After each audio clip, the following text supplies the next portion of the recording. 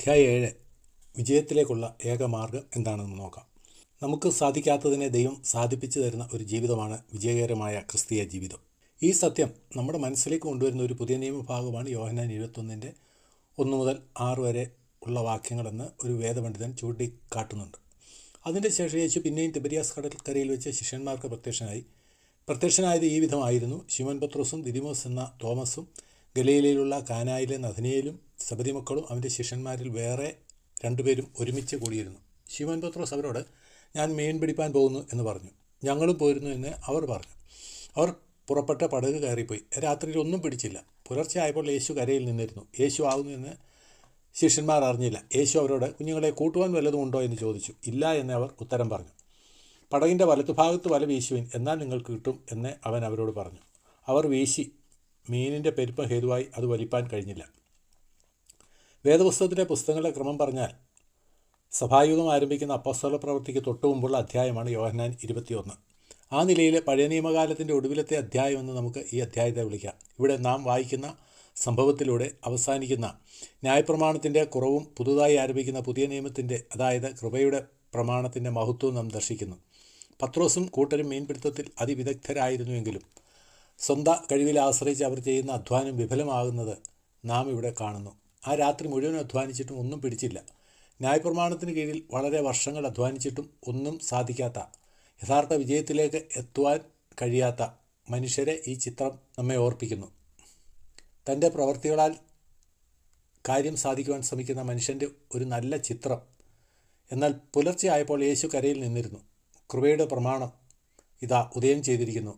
കൃപ ക്രിസ്തു മുഖാന്തരം വന്നു എന്ന് യോഹന്നാൻ 1:17 നാം വായിക്കുന്നുണ്ടല്ലോ. ക്രിസ്തു ഇവിടെ പറയുന്നത് പടകിൻ്റെ വലതുഭാഗത്ത് വല വീശുവിൻ, എന്നാൽ നിങ്ങൾക്ക് കിട്ടുമെന്നാണ്. അത് വിശ്വസിച്ച് ശിഷ്യന്മാർ വലതുഭാഗത്ത് വല വീശിയപ്പോൾ പെരുത്ത മീൻകൂട്ടം അവർക്ക് കിട്ടി. അവരുടെ അധ്വാനത്താലല്ല, ക്രിസ്തുവിൻ്റെ വാക്കിനാൽ ഇവിടെ കാര്യം സാധിക്കുന്നു. ക്രിസ്തുവിൻ്റെ വാക്കിൽ വിശ്വസിച്ച് അവർ അനുസരിക്കുന്നു. അവർക്ക് സാധിക്കാതിരുന്ന കാര്യം ക്രിസ്തു സാധിപ്പിച്ചു കൊടുക്കുന്നു. ഇതാണ് ഈ കൃപയുടെ കാലയളവിലും സംഭവിക്കുന്നത്. എനിക്ക് സ്വയമായി സാധിക്കാത്ത കാര്യം കർത്താവ് സാധിപ്പിച്ചു തരും. അവൻ്റെ വാക്ക് വിശ്വസിച്ച് മുന്നോട്ട് പോകുന്നവരെ കർത്താവ് സഹായിക്കും. അവർക്ക് പെരുത്ത മീൻകൂട്ടം ലഭിക്കുന്നു. കഷ്ടിച്ച് വിശപ്പ് മാറ്റാനുള്ളതല്ല അവർക്ക് ലഭിച്ചത്, സമൃദ്ധിയായി ധാരാളമായി ലഭിച്ചു. കർത്താവ് നൽകുന്ന വിജയവും ഇതുപോലെയാണ്. കഷ്ടിച്ച ചില പാപങ്ങളുടെയും ആകുല ചിന്തകളുടെയും മേലുള്ള വിജയമല്ല സകലത്തിലും വിജയം, സമൃദ്ധിയായ ജീവിതം. ഇവിടെ ഈ പെരുത്ത മീൻകൂട്ടം ലഭിച്ചത് സംബന്ധിച്ച് പത്രോസിന് അഹങ്കരിക്കുവാൻ വകയൊന്നുമില്ല. കാരണം അത് താൻ ചെയ്തതല്ല, കർത്താവ് ചെയ്തതാണ്. നമ്മുടെ ജീവിതത്തിൽ വിജയം ലഭിക്കുമ്പോൾ നാം അതിനെക്കുറിച്ച് ഗർവുള്ളവരായി തീരുകയും അങ്ങനെ വിജയം ലഭിക്കാത്തവരെ നിന്നയോടെ വീക്ഷിക്കുകയും ചെയ്യുന്നവരാണോ? കർത്താവ് നൽകുന്ന വിജയമാണെങ്കിൽ അതിൽ നമുക്ക് പ്രശംസിപ്പാൻ ഒന്നുമില്ല. മുഴുവനും കൃപയാൽ സാധിക്കുന്നതത്രേ. വലത്തുഭാഗത്ത് വല വീശുവിൻ, എന്നാൽ നിങ്ങൾക്ക് കിട്ടുമെന്ന് കർത്താവ് പറഞ്ഞ വാക്കുകൾ ശിഷ്യന്മാർ വിശ്വസിച്ചു. താൻ അരുളിച്ചത് താൻ നിവർത്തിക്കുമെന്നറിഞ്ഞ് അവർ അവൻ്റെ വാക്കിൽ ആശ്രയിച്ചു. അബ്രഹാമിൻ്റെ വിശ്വാസം. അബ്രഹാമിൻ്റെ ജീവിതത്തിൽ നിന്ന് ഇതുപോലെയുള്ള ഒരു പാഠം നമുക്ക് പഠിക്കുവാൻ സാധിക്കും. റോമർ 4:18 മുതൽ 22 വരെയുള്ള വാക്യങ്ങളിൽ നാം ഇങ്ങനെ കാണുന്നു: നിന്റെ സന്തതി ഇവണ്ണമാകും എന്ന് അരുളി ചെയ്തിരിക്കുന്നത് പോലെ താൻ ബഹുജാതികൾക്ക് പിതാവാകുമെന്ന് അവൻ ആശയ്ക്ക് വിരോധമായി ആശയോടെ വിശ്വസിച്ചു. തൻ്റെ ശരീരത്തിൻ്റെ നിർജീവത്വവും സാറയുടെ ഗർഭപാത്രത്തിൻ്റെ നിഷ്ഫലത്വവും ഗ്രഹിച്ചിട്ടും അബ്രഹാം വിശ്വാസത്തിൽ ക്ഷീണിച്ചില്ല. ദൈവത്തിൻ്റെ വാഗ്ദത്തത്തെ അവിശ്വാസത്താൽ സംശയിക്കാതെ വിശ്വാസത്തിൽ അവൻ ശക്തിപ്പെട്ടു, ദൈവത്തിന് മഹത്വം കൊടുത്തു. ദൈവം വാഗ്ദത്തം ചെയ്ത് നിവർത്തിപ്പാനും ശക്തനാണെന്ന് പൂർണ്ണമായി അവൻ ഉറച്ചു. അതുകൊണ്ട് അതവന് നീതിയായി കണക്കിട്ടു. സ്വയമായി പുത്രനെ ജനിപ്പിക്കുവാൻ കഴിയാത്ത അബ്രഹാം ദൈവം പറഞ്ഞത് നിവർത്തിപ്പാൻ ശക്തനാണെന്ന് വിശ്വസിച്ചു. തൻ്റെ ശരീരത്തിലേക്ക് അബ്രഹാം നോക്കുമ്പോൾ നിരാശയ്ക്കേ വഴിയുള്ളൂ. തനിക്കിനി സന്തതി ഉണ്ടാകുന്നത് അസാധ്യം. എന്നാൽ അവൻ ദൈവത്തിങ്കലേക്ക് നോക്കി, അവൻ്റെ വചനത്തിൽ വിശ്വസിച്ചു. അല്പകാലം കഴിഞ്ഞാണെങ്കിലും ഒരു ദിവസം താൻ പറഞ്ഞത് ദൈവം തീർച്ചയായും നിവർത്തിക്കുമെന്ന് അവൻ വിശ്വസിച്ചു. വാഗ്ദത്തം ലഭിച്ച അന്നു മുതൽ ഓരോ ദിവസവും അബ്രഹാം തന്നോട് തന്നെ പറഞ്ഞു കാണും, ഇതുവരെ എനിക്ക് സന്തതി ഉണ്ടായിട്ടില്ല. എന്നാൽ ദൈവം പറഞ്ഞിട്ടുള്ളതിനാൽ ഒരു ദിവസം സന്തതി ഉണ്ടാകും. ദൈവം വാഗ്ദാനം ചെയ്ത ഉടനെയല്ല, കുറച്ചുനാൾ കഴിഞ്ഞാണ് അത് സംഭവിച്ചത്. എന്നാൽ അത് സംഭവിക്കുമെന്ന കാര്യത്തിൽ അബ്രഹാമിന് സംശയം ഉണ്ടായിരുന്നില്ല.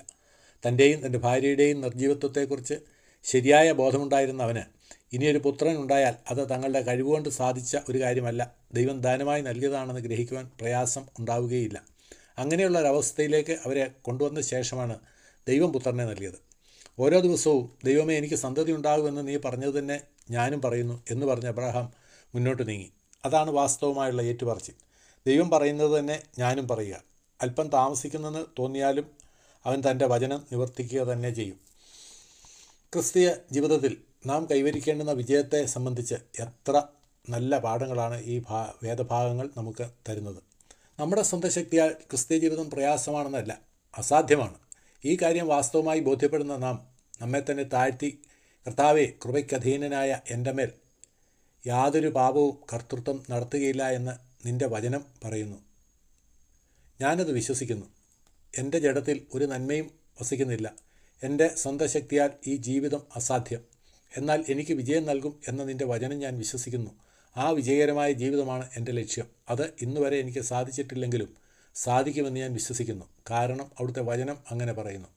അവിടുത്തെ വചനത്തിൽ പറഞ്ഞ കാര്യം നിവർത്തിക്കും എന്ന പ്രത്യാശയോടെ ഞാൻ ഇരിക്കുന്നു എന്ന് പ്രാർത്ഥിക്കുകയും അവൻ്റെ ബലമുള്ള കൈക്കീഴ് താണിരിക്കുകയും ചെയ്യുമ്പോൾ അവൻ ആവശ്യമുള്ള കൃപ നൽകും. വിജയം കർത്താവിനാൽ ലഭിച്ചു എന്ന് പറയുവാനായിട്ട് ഇടയായിത്തീരും. 8-ാം അധ്യായം, ജഡത്തിലെ ശത്രുക്കളെ നാം ജയിക്കണം. യേശുക്രിസ്തു മുഖാന്തരം നമുക്ക് സാധിക്കുന്ന വിജയകരമായ ജീവിതാനുഭവത്തിലേക്ക് പ്രവേശിക്കുന്ന ഒരു ചിത്രമാണ് ഇസ്രായേൽ മക്കൾക്ക് ദൈവം വാഗ്ദത്തം ചെയ്ത കനാൻ ദേശത്തിലേക്കുള്ള പ്രവേശനം.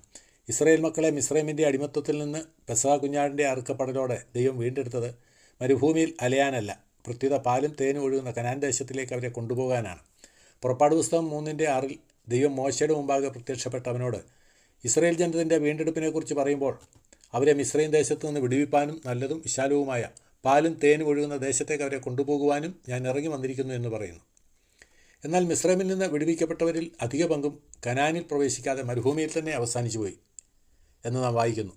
ഈ ജനം മിസ്രൈമിൽ നിന്ന് വീണ്ടെടുക്കപ്പെട്ടവർ എങ്കിലും അവരിൽ മിക്ക പേരിലും ദൈവം പ്രസാദിച്ചില്ല എന്ന് 1 കൊരിന്ത്യർ 10:5 പറയുന്നു. മിസ്രൈമിൽ നിന്ന് വിടുവിക്കപ്പെടുക എന്നതിലല്ല, ദൈവം വാഗ്ദത്തം ചെയ്ത കനാനിൽ പ്രവേശിക്കുക എന്നതിലാണ് ദൈവം പ്രസാദിക്കുന്നത്. എന്തുകൊണ്ടാണ് അവരിൽ മിക്ക പേരും കനാനിൽ പ്രവേശിക്കാതിരുന്നതെന്ന് പഠിക്കുന്നത് ഇന്ന് വിജയകരമായി ജീവിക്കുന്നതിന് നമുക്ക് തടസ്സമായി നിൽക്കുന്ന കാര്യങ്ങൾ എന്തൊക്കെയാണ് എന്ന് മനസ്സിലാക്കുന്നതിന് നമ്മെ സഹായിക്കും. സംഖ്യാപുസ്തകം 13-ാം അധ്യായത്തിലേക്ക് നമുക്ക് തിരിയാം. അവിടെ കനാൻ ദേശം ഒറ്റുനോക്കുന്നതിന് യഹോവയുടെ കൽപ്പനപ്രകാരം മോശ ആളുകളെ അയക്കുന്നതായി നാം വായിക്കുന്നു. അവർ മടങ്ങി വന്ന് ആ ദേശത്തെക്കുറിച്ച് അവിടെ വസിക്കുന്ന ജാതികളെക്കുറിച്ചും വിവരിക്കുന്നു. 27 മുതലുള്ള വാക്യങ്ങളിൽ ശ്രദ്ധിക്കുക.